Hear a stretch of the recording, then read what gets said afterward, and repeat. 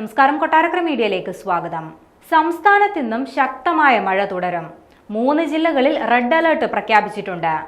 ഇടുക്കി, കണ്ണൂർ, കാസർഗോഡ് ജില്ലകളിലാണ് അതിതീവ്ര മഴയ്ക്കുള്ള ജാഗ്രതാ നിർദ്ദേശം നൽകിയിരിക്കുന്നത്. മറ്റെല്ലാ ജില്ലകളിലും ഓറഞ്ച് അലർട്ട് പ്രഖ്യാപിച്ചിട്ടുണ്ട്.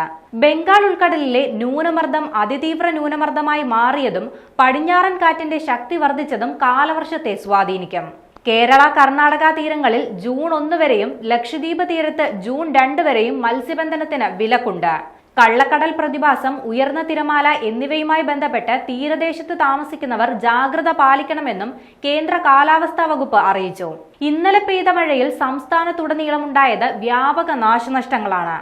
മഴ ശക്തമായ സാഹചര്യത്തിൽ സംസ്ഥാനത്തെ 9 ജില്ലകളിലെ വിദ്യാഭ്യാസ സ്ഥാപനങ്ങൾക്ക് ഇന്ന് അവധി പ്രഖ്യാപിച്ചിട്ടുണ്ട്.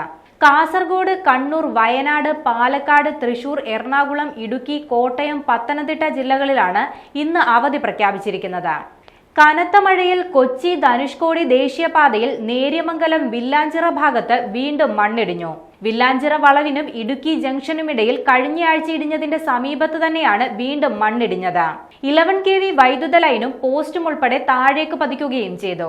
പ്രദേശത്ത് നിലവിൽ വൈദ്യുതി നിലച്ച അവസ്ഥയിലാണ്. കൂടാതെ ഗതാഗത നിയന്ത്രണവും ഏർപ്പെടുത്തിയിട്ടുണ്ട്. ആവോലിച്ചാൽ ഊന്നുകൽ വഴി വാഹനങ്ങൾ തിരിച്ചുവിടുകയും ചെയ്തു.